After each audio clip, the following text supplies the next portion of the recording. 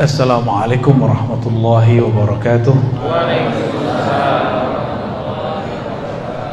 Alhamdulillahilladzi ja'alana minal muwahhidin walhamdulillahilladzi ja'ala minal mu'minin walhamdulillahilladzi ja'alana min ummati sayyidil anbiya'i wal mursalin. Amma ba'du. Saudara sahabat yang dimuliakan Allah, tema kita agak sedikit menguras akal, tapi akal bakal senang. Jadi jangan pernah katakan akal saya tidak cerdas. Akal kita cerdas, cuma jarang diolah. Temanya apa? Apakah Allah tidak bertempat? Oke. Kita nggak usah pakai teori aneh-aneh, pakai Quran, Sunnah aja ya. Quran, Sunnah, Quran, Sunnah. Karena akidah mesti sesuai dengan informasi, dengan yang kita yakini. Allah yang kita yakini menurunkan berita-berita, dan berita itu ada di dalam Al-Quran. Tinggal kita baca, kita pahami. Masalahnya kemampuan memahami, ini yang masalah. Jadi sebenarnya Qurannya satu, Allahnya Esa satu. Yang banyak itu kepala orang yang baca Qurannya. Orang yang sudah nyantri 7 tahun, 6 tahun dengan yang nyantri setahun, beda nggak hasil bacaannya? Yang dibaca sama Quran, benar ya? Anak S1 tulisannya sama nggak dengan anak S2? Hasilnya beda. Tapi sekarang banyak orang kualitas anak SD ngomentarin doktor, profesor, ya. Kualitas baru hijrah kemarin sore ngomentarin kiai, nginterin ustadz, masyaikh yang sudah puluhan tahun hari-hari bersama Alkitab dan Sunnah. Inilah kemudian menjadi PR kita bersama, ya. PR kita bersama ini. Inilah yang membuat masjid-masjid konflik, komplek-komplek tengkar. Karena yang kualitas baru ini dia ngerasa udah besar, dia ngerasa udah setara masih ustadz. Coba aja lihat antum komentar-komentar di sosial media, itu kan nggak tahu diri itu.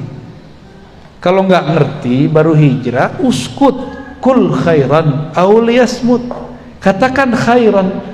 Khairan itu kata-kata baik yang relevan. Ada baik tapi nggak relevan, nggak cocok. Udah baik harus dikasih yang pasnya. Ini udah nggak ngerti komentar, ya lucu. Saya masih ingat kalam Imam Syafi'i, jika aku berdebat dengan orang pintar pasti dia kalah, tapi kalau berdebat sama orang bodoh pasti aku yang kalah.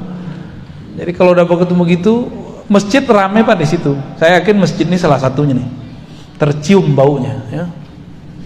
Nggak bisa dibuat-buat itu. Jamaahnya, personalnya mungkin, wallahualam saya nggak ngerti. Kan saya nggak pernah nanya dan belum pernah mampir di masjid ini. Itu aura terasa ketika sholat. Saya pernah ke satu wilayah di Cibinong, sholat di situ. Itu masalah kunut doang. Itu orang sholat rame, tapi hatinya nggak nyatu. Kan terasa Pak. Terasa bener. Saya biasa sholat tuh antara merem buka. Sekali itu kunut saya buka mata, bener. Segini nggak ngangkat, sono ngangkat. Tapi dalam batin mereka ada terbersit. Imam nih ahli bid'ah gitu. Jadi nggak nyatu sama imam. Terus ngapain dia sholat di situ? Kita kalau mau bermakmum dengan seseorang, kita serahkan kendaraan sholat ini kepada dia. Mau dia nggak kunut, mau dia kunut, urusan dia. Sama juga tuh yang biasa kunut, imamnya nggak kunut, berdiri dulu lama-lama, ya salam, ya sama aja tuh, sama-sama parah, nggak mengerti bagaimana cara berbeda, apalagi dalam bab akidah, ya. Siap mendengarkan, ya, siap. Jangan pakai khayal anak-anak, ini pakai akal. Dengan akal tembuskan ke dalam kolbu, nanti baru ringan memahami ini, ya. Mari kita baca surah Al-Fatihah. Bismillahirrahmanirrahim.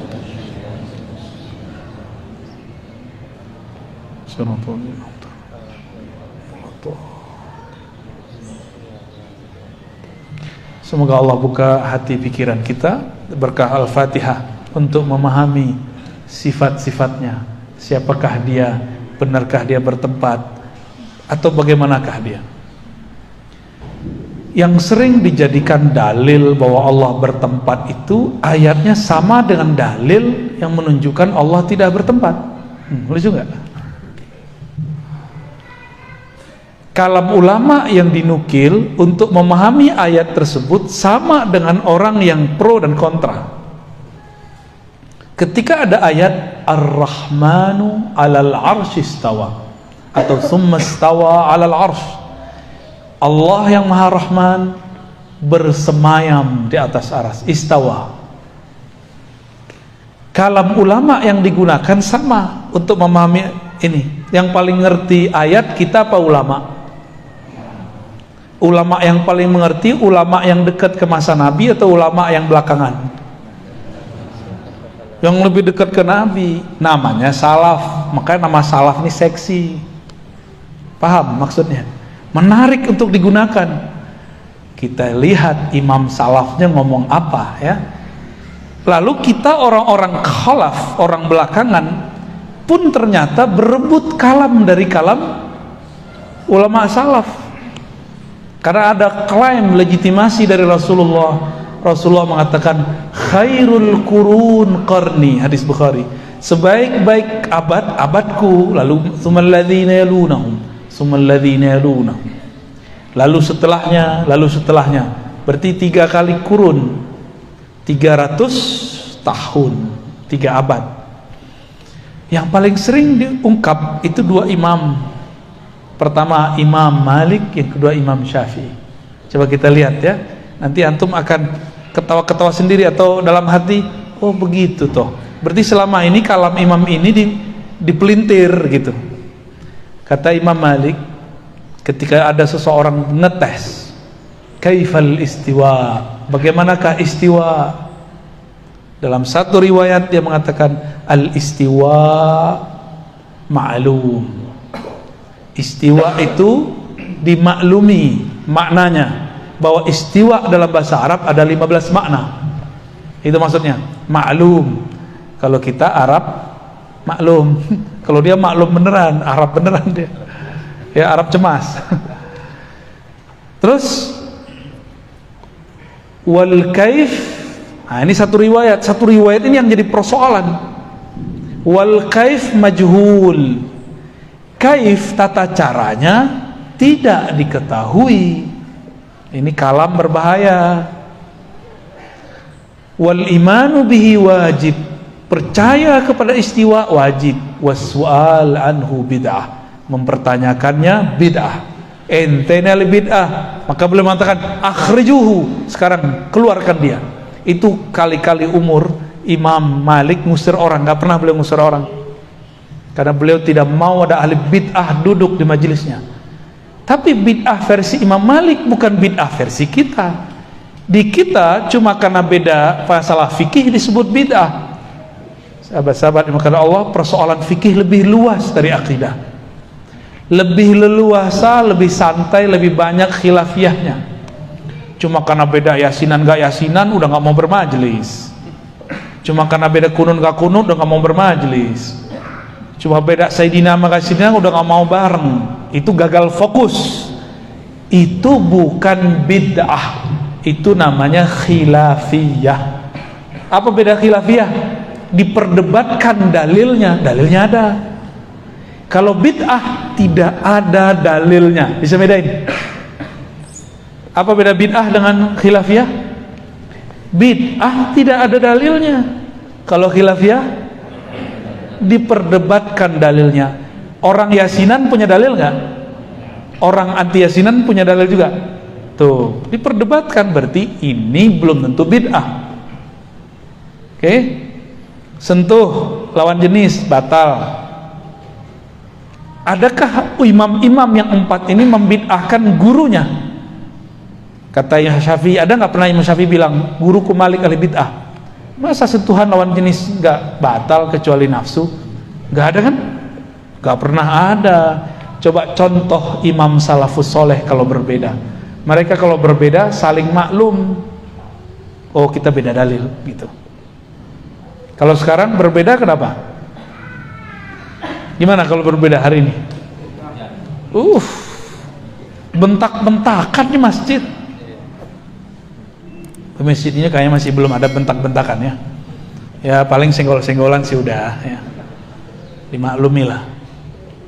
Yang nyenggol-nyenggol biasanya orang nggak mengerti, baru awam. Wah, mendung ya. Makasih ya. Jadi apa bid'ah? Sesuatu yang Imam Malik ngomong soal anhu, kamu mempertanyakan ini, itu bid'ah, nggak ada dalilnya. Ternyata sahabat Nabi nggak pernah ada yang nanya bagaimana istiwa. Nabi nggak pernah menjelaskan apa itu istiwa, maka mempertanyakan itu bid'ah.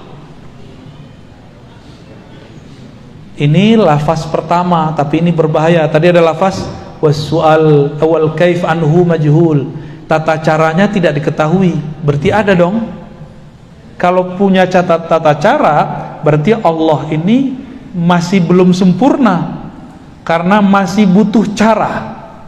Maka teks ini kita cek sumbernya di mana. Sumbernya dalam kitab Imam Al-Baihaqi, judulnya Al-Asma was Sifat, ada di kitab itu.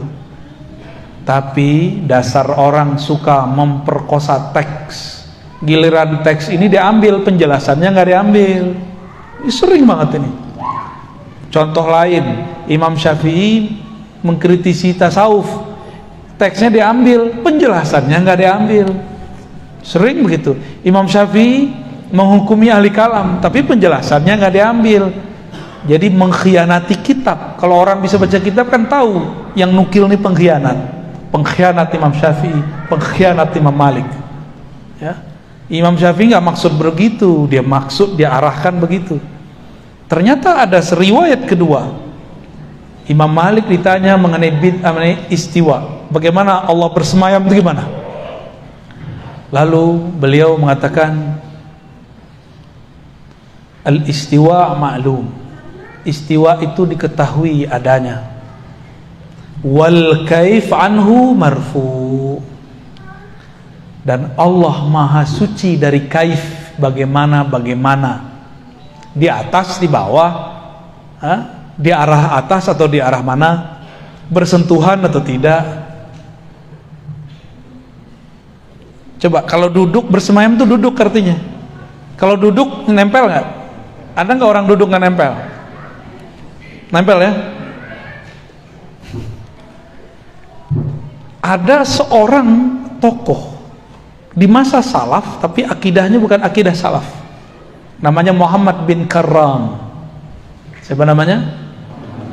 Muhammad bin Karram ini, dia periwayat juga, tapi akidah dia kacau. Dia mengatakan Allah istawa, duduk dan bersentuhan dengan arsy.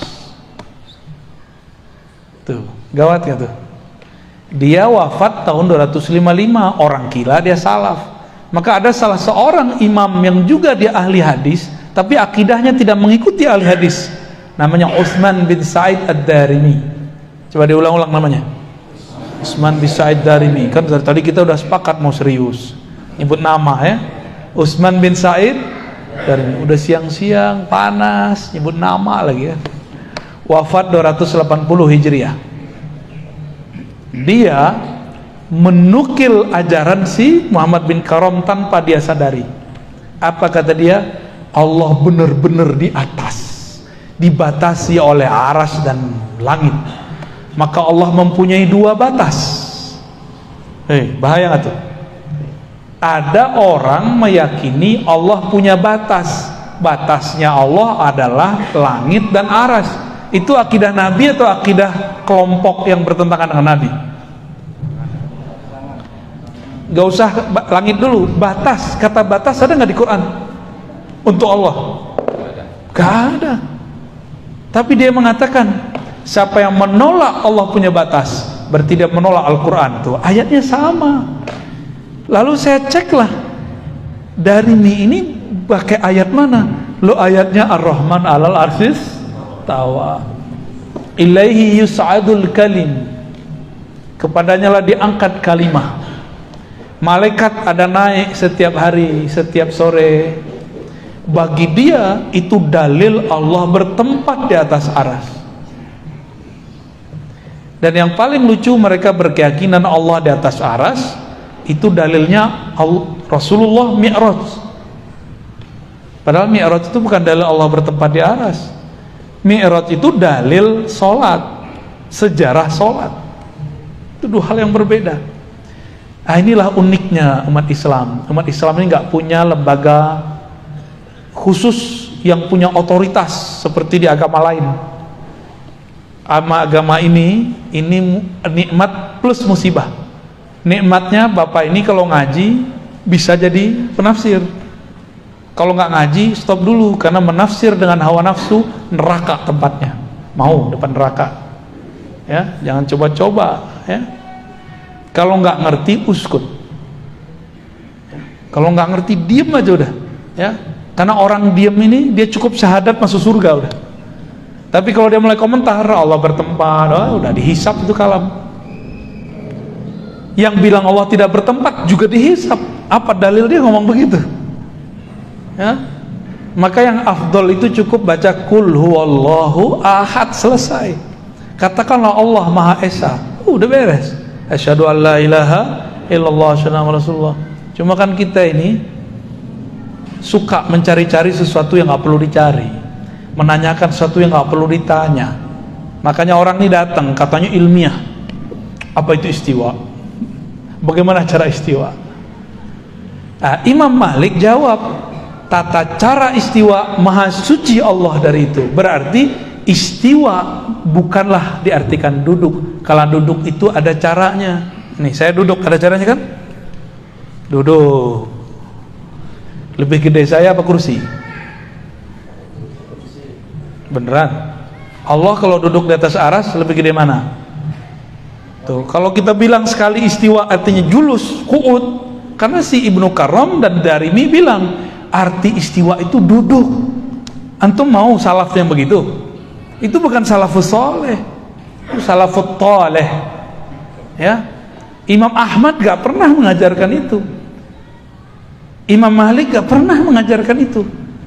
Imam Nafi' tidak pernah mengajarkan itu. Syafi'i tidak pernah mengajarkan itu. Sufyan bin Uyainah gak pernah mengajarkan itu. Mereka cuma ngomong Allah istawa, selesai, gak ada komentar. Itu yang disebut salaf. Itu akidah saya. Maka saya tidak memaknai istiwa. Saya tidak mentakwil istiwa. Hanya Allah yang tahu makna istiwa. Itulah kalam Imam Syafi'i. Dipretelin lagi. Kata Imam Syafi'i, wallahu a'lam bimuradi, atau ala ma aradahu Allah wa rasuluh. Istiwa itu, bersemayam itu sesuai dengan maksud Allah dan Rasulnya. Coba ulangi. Sesuai maksud Allah dan Rasulnya. Yang Allah maksud tahu nggak? Bagi mereka yang Allah maksud duduk. Itu berarti mereka menggiring kepada satu pemahaman. Padahal kalimat Imam Syafi'i apa? Itu menyerahkan makna kepada Allah. Maksud Imam Syafi'i, cukuplah Allah yang tahu, kamu nggak usah cari tahu. Tapi oleh mereka teks itu digiring, diperkosa, dipretelin. No, Imam Syafi'i meyakini Allah istawa, karena itulah maksud Allah dan Rasulnya. Dipretelin enak amat ya. Ada yang tahu maksudnya? Gak ada yang tahu. Oke. Titik dulu ya. Allahumma sholli ala sayyidina Muhammad. Udah mulai ngebul nih ya. Uban nambah nih abis ini nih. Oke, kita stop dulu itu. Saya sekarang mundur ke kajian dasar. Ini dasar. Ini dasar kalau ngaji ilmu akidah. Kita kalau belajar sifat Allah, sifat pertama apa? Wujud. Bener? Apa arti wujud? Ada. Kita ada nggak? Ini ada. Kursi. Udara ada. Bisa lihat udara nggak? Ruhnya ada nggak? Ada cinta nggak di hati? Kelihatan nggak? Ada benci nggak dalam pikiran? Ada. Suka benci sih ya. Kelihatan nggak? Kalau lagi sedih nangis, bener. Ini teteh-teteh, mbak-mbak, ibu-ibu, kalau akad nikah nangis nggak? Sedih atau bahagia? Sedih apa bahagia? Sedih ya? Masa sedih orang nikah? Bahagia ya? Kecuali cerita dangdut ya, cerita balada cinta. Bener, orang bahagia bisa nangis, orang sedih nangis. Terus air mata itu tanda apa? Berarti air mata bukanlah tanda sedih dan tanda bahagia. Air mata itu tanda kolbu sedang tersentuh. Mau sentuhannya kebencian ataupun kesedihan ataupun kebahagiaan. Kolbu merasakan, mata menerjemahkan. Nggak kelihatan. Rasa, makan suatu rasa, kelihatan nggak rasa? Tapi dia ada. Beneran. Jangan-jangan kita selama ini ngawang lagi. Makan tuh nggak jelas rasanya apa. Oke, ini mukaddimah. Warna, ini warna apa nih? Baju saya apa? Kopiah saya? Tapi hitamnya beda nggak? Oke. Coba sekarang bayangkan hitam, tapi tidak pada topi, tidak pada kopiah, tidak pada tembok, tidak pada baju, tidak di satu benda. Bisa nggak? Hitam, warna hitam tanpa ada di satu benda. Bisa nggak? Berarti warna mesti nempel di satu benda. Ada warna itu? Wah, tambah ngebul. Biarlah ya, otak kita terlalu besar untuk dianggurin. Jangan dianggurin nih otak. Ini otak masih banyak yang mau dibuka sama dia. Nih saya coba panas-panasin sekarang. Ntar kecanduan. Pegel-pegel sih awalnya, awal kita push up kan pegel dulu. Tapi besok kalau nggak push up lebih pegel lagi. Mending push up sekalian. Begitulah ngaji ilmu yang berat. Awalnya pegel di otak. Lama-lama kecanduan. Kalau ada orang ngaji yang di bawah dosis itu, kita nggak level gitu. Cobain aja. Saya ada, antum ada, Allah ada, warna ada, udara ada, cinta ada, semuanya ada. Lalu apa beda ada ini dan adanya Allah? Nah, maka dulu kita kasih contoh yang lebih gampang. Ayam dan telur, masih ingat gak? Kayaknya udah lupa ya. Itu pengajian awal-awal dulu tuh. Ayam, telur, duluan mana wujudnya? Ayam. Karena kelihatan ayam ngeluarin telur. Bener Pak? Pernah ngelihat gak telur ngeluarin ayam? Ya, dulu waktu saya masih kecil saya punya ternak ayam tuh. Itu dari telur keluar ayam. Tuh beda mazhab kita. Jadi duluan mana? Ayam atau telur? Wujudnya telur. Ya salam. Terus yang ngelihat ayam mengeluarkan telur gimana nasibnya? Ini kan ayat-ayat Allah semua. Jadi ayat itu yang tertulis, kita lihat keluar, ada yang tidak tertulis. Tapi dia mengalir di alam dan dia bergerak, berputar terus. Seperti kita khataman Quran kan muter-muter terus. Si telur protes, gua duluan, itu ayam keluar dari gua tuh. Kata si ayam, kamu kan keluar dariku. Ini namanya muter-muter ya, disebut debat kusir. Bahasa Arabnya daurun. Daur, muter aja. Kalau perdebatan tadi tidak dibedah dengan ilmu ini, maka orang akan muter terus. Yaudah suka-suka saya, sukamu suka-suka kamu. Gak bisa begitu, harus dilerai ini orang tengkar. Masalah Allah, masalah wujud. Ya, Allah wujud, bener. Kita wujud, ini namanya wujud apa? Benda. Bahasa Arabnya jisim, jasmani.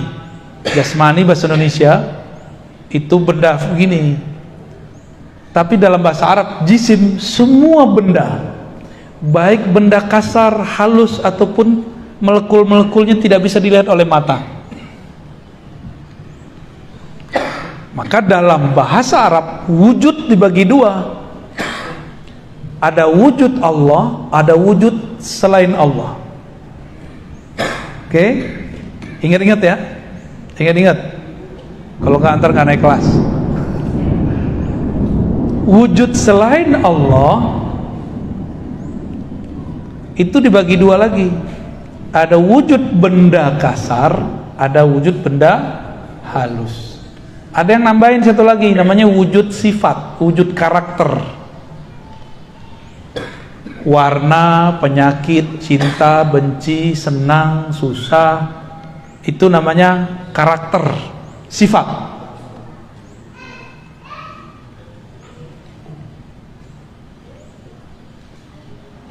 Ada nggak warna? Bener. Tapi tidak ada warna jika dia tidak ada di satu tempat. Sekarang sedih sama benci. Coba benci bayangkan tanpa ada muka orang benci. Bisa nggak? Berarti benci itu kebayang wajahnya gitu ya. Bener. Emang begitu wajah orang benci? Enggak. Psikopat benci wajahnya datar aja. Orang munafik taat, zahirnya batinnya tidak. Jadi jangan terpengaruh oleh zahir. Benda ini baik benda kasar, benda halus. Benda kasar nih, udara, cahaya, ini benda halus. Benda punya karakter wajib, yaitu bertempat. Nah, coba diingat-ingat. Benda pasti Ini kalau ada whiteboard enak nih Pak. Kita panah-panahin. Wujud benda bertempat. Allah benda bukan? Bukan. Wujud Allah bukan benda. Maka wujud Allah tidak Nah, gitu rumusannya. Dalilnya mana dari Quran? Laisa kamitslihi syai'un. Surat Asy-Syura ayat 11. Apalagi dalilnya? Allahus Samad. Bahkan dalilnya ahad. Ahad itu masuk di sana. Sebelum ada arasy, Allah ngapain? Nganggur. Katanya Allah mesti bertempat. Terus di mana Allah? Kan repot dah. Ya. Ada dalilnya. Cuma mereka dhaifkan pada hadis sahih. Ya. Saya ulang lagi, setiap benda mesti bertempat. Maka udara ini benda dalam ilmu bahasa Arab. Dia butuh ruang, waktu. Butuh ruang dan waktu. Bapak Ibu ini lagi dalam ruang nggak? Bisa nggak duduk tapi tidak di ruangan? Juga bukan di luar ruangan. Bisa nggak? Duduk tapi tidak di suatu tempat. Nggak ngawang, nggak di bawah, nggak di atas, nggak di kiri, nggak di kanan, nggak di depan, nggak belakang. Bisa nggak bayangin? Nggak bisa. Berarti mustahil ada benda tidak bertempat. Sudah, oke. Mustahil ada benda tidak bertempat. Maksudnya gimana? Jangan kebalik-balik. Allah bukan benda, wujud Allah bukan benda, maka dia tidak bertempat. Tapi oleh kelompok mujassimah yang membendakan Allah tanpa mereka sadari, mereka bilang, apa kata mereka? Segala sesuatu yang mewujud mesti bertempat. Nah, ini keliru. Apa kata mereka? Segala yang wujud mesti bertempat. Kalimat ini kurang sempurna. Setiap wujud benda mesti itu yang benar. Bukan setiap wujud. Siapa yang ngomong begini? Orang yang mengharamkan filsafat tapi dia mengatakan, membicarakan filsafat. Namanya Syekh Ibnu Taimiyah. Ya, dia ini mengharamkan filsafat. Tapi istilah jisim, benda, gerak, ruang, waktu itu kan istilah filsafat semua. Dia haramkan tapi dia katakan. Menarik kan nih? Dia mengharamkan filsafat, tapi dibertori dengan filsafat. Sekarang muncul orang mengharamkan filsafat, lalu menyerang ustadz-ustadz yang mengerti filsafat, tapi dia tidak berani menyerang imam dia yang berfilsafat. Lucu gak tuh? Bagi saya lucu. Giliran imam ente nggak berani, giliran ustadz yang lain dia berani. Berarti pisaunya mata dua, ya, satu tumpul, satu tajam. Obrolan wujud bersifat, wujud benda bertempat, itu semua filsafat yang bahas, dipinjam oleh orang ahli akidah. Karena jamaah sudah mulai diracunin bahwa Allah bertempat di satu arah atas. Maka harus kita kembalikan ilmu arah, ilmu tempat kepada pakarnya. Tuh udah mulai nggak fokus nih ya. Oke, kita tarik lagi. Di mana kesalahan orang meyakini Allah bertempat? Kesalahannya pada filsafat materialis yang mereka anut.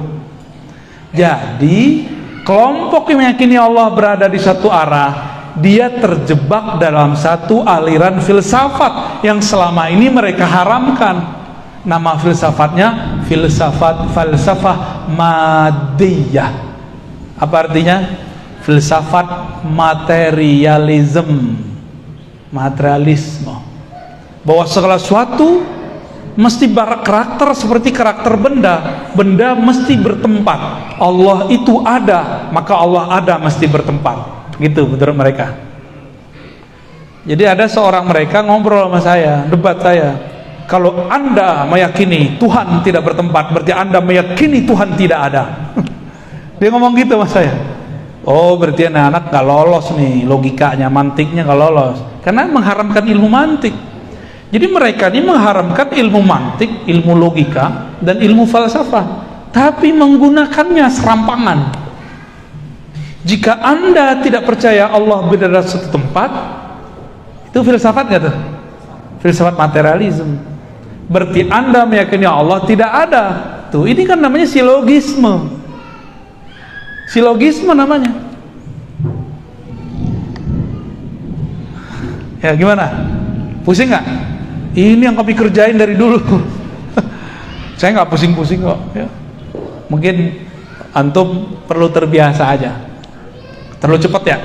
Kita pelanin lagi biar tambah panas kepalanya. Kembali ke ayam, kembali ke telur biar seru. Yang benar gimana? Ayam bukan dari telur, telur bukan dari ayam. Wujud ayam dan telur diwujudkan oleh sesuatu sosok, bukan ayam, bukan telur. Itulah namanya pencipta ayam, pencipta telur. Wujudnya mesti satu, nggak boleh dua. Yang menciptakan telur dia juga yang menciptakan ayam. Kalau nggak perang ntar kata Tuhan telur, ini telur gue nih. Kata Tuhan ayam, oh ayam, nggak mungkin, mesti Tuhannya sah. Masih ingat 2019 kita tengkar sama teman di grup cuma karena beda coblosan? Itu baru calon raja, calon penguasa. Bisa tengkar loh, bisa pecah loh umat ini. Gimana kira-kira kalau ada dua presiden? Itu dua presiden, ini baru calon udah pecah. Kalau ada dua presiden, hancur negeri ini. Jika ada dua Tuhan, la fasadata, begitu di Quran. Pasti bumi, alam semesta, langit ini hancur semua. Rebutan aras mereka ntar. Iya nggak? Rebutan aras ntar. Rebutan langit dan bumi. Gimana? Mulai ada titik terangnya. Bukan ayam, bukan telur. Berarti antum tadi itu kurang cerdas ya. Masih kejebak. Masih kejebak sama telur, ayam. Terus gimana yang bener? Bukan ayam, bukan telur. Ini enaknya kalau ada guru diangkat kebuntuan akal kita, di luar ayam, di luar telur, kan enak. Coba antum dikasih PR 70 hari, nggak kejawab itu. Ya, bisa pusing-pusing sendiri, bisa-bisa pulang jadi orang gini. Ya, mikirin Tuhan kok dipikirin. Ya, Allah nggak usah dipikirin, Allah itu dikenal. Kalau kenal cinta, kalau ada cinta baru terasa. Orang-orang yang meyakini Allah bertempat, berada di suatu arah, mereka terjebak pada filsafat materialisme. Cuma mereka tega karena nggak mengerti apa yang mereka bicarakan. Kita yang dituduh berfilsafat. Mereka sekarang udah mulai berani mengatakan akidah Asy'ariyah sesat.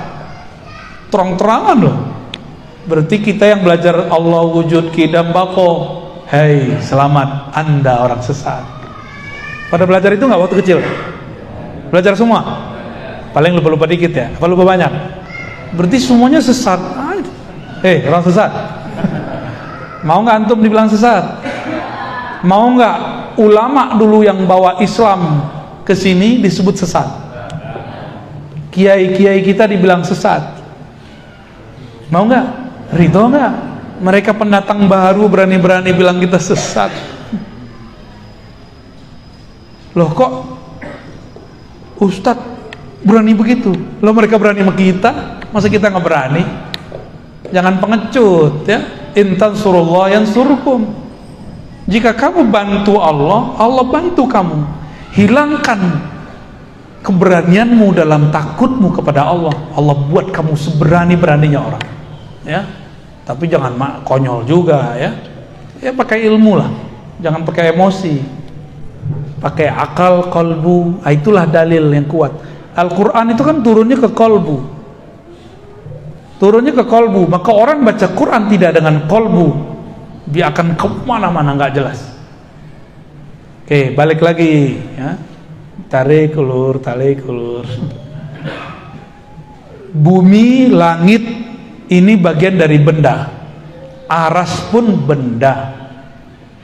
Aras itu benda, Pak. Mana dalilnya? Akhir surat At-Taubah. Wa huwa rabbul arsyil azim. Dialah Rabb pencipta aras yang besar, besar ukurannya, mencakup langit dan bumi. Rabbun, Rabbu artinya pencipta. Kalau Rabbun di bawahnya benda atau karakter benda. Maka Allah lah yang menciptakan aras. Berarti aras benda bukan? Disebut benda besar, benda azim. Kelompok mereka mengharamkan satu keyakinan namanya ittihad dan hulul. Allah menempati benda. Tapi mereka meyakini Allah menempati aras. Main-main gak tuh namanya? Itu akibat filsafat materialisme, diambil separuh, dibuang separuh. Allah itu bukan benda. Mungkinkah masuk ke dalam benda? Mungkin gak? Ini benda bukan? Di dalamnya ada apa? Ada air. Air itu juga jisim, benda juga ini, tapi benda halus. Sedangkan gelas ini, kaca ini benda kasar. Karena sesama benda dia bisanya masuk. Allah bukanlah benda tapi pencipta benda. Pantaskah orang berpikir Allah ini nempel pada benda, menempati benda? Pantas nggak? Mulai connect. Ketika ada hadis menyebutkan Allah turun sepertiga malam terakhir ke langit dunia, ila sama'id dunia, turun. Kalau sudah faham Allah bukan benda, turunnya turun apa? Kalau turun benda, kita kalau dari atas ke bawah turun pakai tangga kan? Berpindah nggak? Maka turunnya benda itu berpindah. Saya mau tanya, Allah turun berpindah nggak? Nah inilah lucunya imam-imam yang tadi itu, imam-imam yang mereka terjebak kepada filsafat materialisme. Apa kata imam pendahulu mereka? Di saat Allah turun sepertiga malam terakhir, aras kosong. Debat lagi satu lagi, oh tidak, saat Allah turun, Allah tidak meninggalkan aras. Oh gimana caranya? Berarti ada dua wujud. Ada satu wujud di dua tempat. Gawat gak? Antum ada di dua tempat di waktu yang bersamaan. Masuk akal gak? Afala taqilun. Apakah kamu tidak pakai akal yang sehat? Berdebat, dikira ini debat fikih kali ya. Ini bukan bab fikih, nggak boleh khilafiyah di bab ini. Tapi mereka meletakkan perkara akidah di bab fikih. Maka mereka sedang mempermainkan Allah Subhanahu wa taala dengan pemahaman yang rendah itu. Lalu datanglah imamnya belakangan, betul, menggabungkan dua pendapat itu, dan dia pakai pendapat yang kedua. Allah berpindah dari atas ke bawah, hakiki zatnya yang pindah. Tuh, lebih parah lagi ada kalimat zatnya. Zatnya Allah pindah dari aras ke langit dunia tanpa mengosongkan aras. Ambigu nggak? Jadi ambigu. Ternyata mazhab dia filsafat ambiguism. Apa itu? Dia ngomong Allah itu bukan jisim, tapi Allah itu tidak disebut jisim, juga tidak disebut tidak jisim. Pusing nggak antum? Anda ulangin. Allah bukanlah jisim, tapi juga bukan tidak jisim. Tuh, maksudnya apa? Tidak jisim, tapi juga bukan tidak jisim. Maksudnya apa tuh? Berarti Allah ini sosok yang lain. Jadi ternyata ini imam namanya Ibnu Taimiyah mentok dia. Allah jisim. Kalau jisim pindah-pindah. Tapi kan kalau Allah pindah aras sama siapa? Kalau berpindah dia jisim kosong. Oh, berarti Allah itu bukanlah jisim, tapi juga bukan tidak jisim. Digabunglah itu. Namanya jam'u bainal mutataddain, menggabungkan dua hal yang kontradiksi. Itu adalah puncak kekacauan filsafat. Berarti dia berfilsafat gak? Itulah yang jadi akidah yang antum selama ini galaukan. Masih mau ikut akidah begitu? Akidah yang mengambil filsafat materialisme tapi membatalkan materialisme. Buat lagi jisim tapi bukan jisim, nggak disebut jisim tapi juga tidak disebut tidak jisim. Kacau itu ya. Itu kitabnya sendiri, nggak sanggup dibaca oleh pengikutnya. Judul kitabnya nanti antum cari ya kalau berani. Dar'u ta'arud bainal aqli wan naql. Menolak kontradiksi akal dan nakal. Apapun kata ayat, akal harus ikut akal-akalan dia.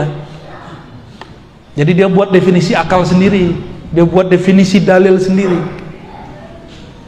Itu kitab kalau cetakan termurah 5 jilid.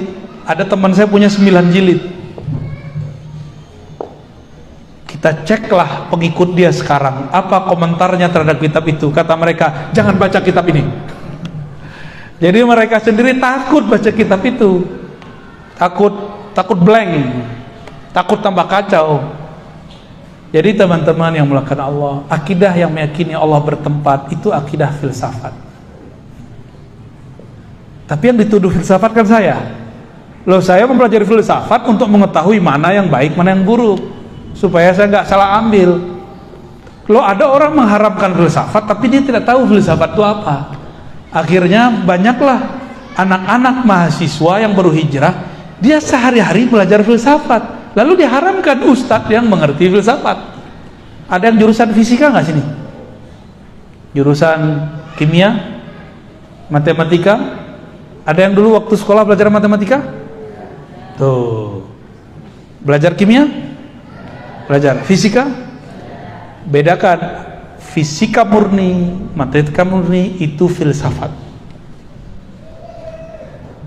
Terus antum mau mengharamkan, jangan-jangan gajinya dari situ kerjaannya, ya? Mikir-mikir dulu kalau mau mengharamkan sesuatu, jangan-jangan itu makanan kita harian, ya? Oh, itu bukan filsafat. Kamu yang nggak ngerti filsafat itu apa, ya? Jadi akidah yang meyakini Allah bertempat di suatu arah yang tinggi, dengan zatnya dia turun ke langit dunia, itu akidah yang tidak pernah diajarkan Rasulullah Sallallahu Alaihi Wasallam. Cukup katakan dia istawa, jangan tambahkan maknanya. Cukup katakan nuzul. Karena Allah bukan benda, maka turunnya bawah. Cukup katakan istawa, jangan katakan dengan zatnya. Istawa bermakna duduk. Jika Allah bukan benda, maka istawanya bukan duduk. Jadi kesimpulan kajian kita siang ini, cukup katakan Allah laisa kamitslihi syai'. Selesai. Kalau benda istawa duduk. Ada ayat wa jaa rabbuka wal malaku saffan saffa. Allah dan malaikat datang bersaf-saf. Datang berpindah enggak? Ini tadi antum datang dari rumah ke sini, berpindah tempat enggak? Sekarang ada kita enggak di rumah? Beneran? Waras. Kalau ada orang bilang, saya datang ke sini, tapi kamu kalau pulang pasti ada saya juga. Itu orang kita curigai enggak? Kecuali dalam bab karomat sufia, itu ada babnya, tapi itu bukan bab jisim. Itu bab cahaya. Cahaya mantul-mantul bisa kelihatan di mana-mana.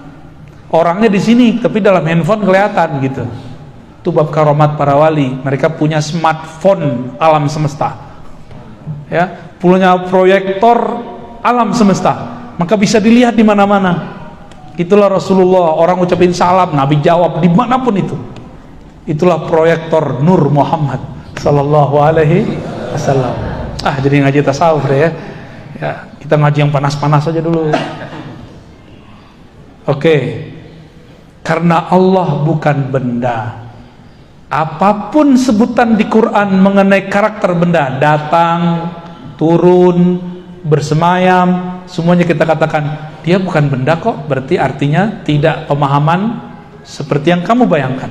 Apapun yang kamu bayangkan, Allah tidak seperti itu, karena dia bukanlah benda. Kalau nggak benda bisa dibayangkan nggak?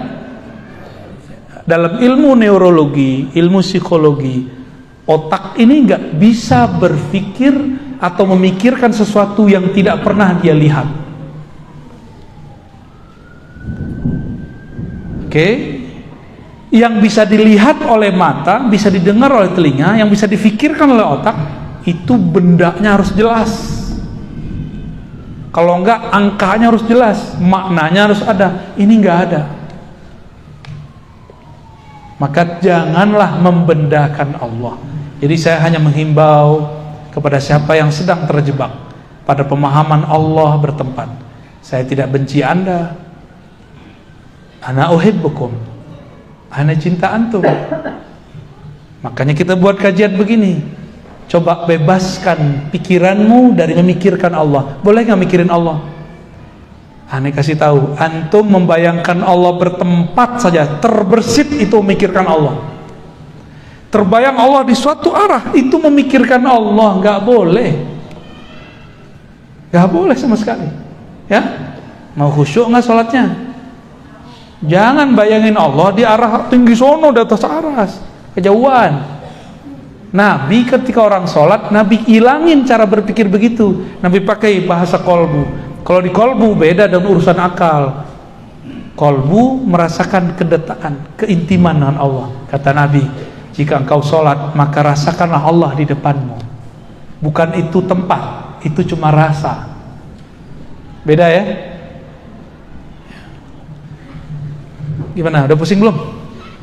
Alhamdulillah. Kayaknya nggak mau ngaji lagi sama Anin. Barangkali itu ya. Ada tanya jawab? Ada. Next tanya jawabnya pakai kertas ya, biar cepet. Ya. Sehari ini ada. Kalau ada yang tanya langsung boleh. Silakan diatur.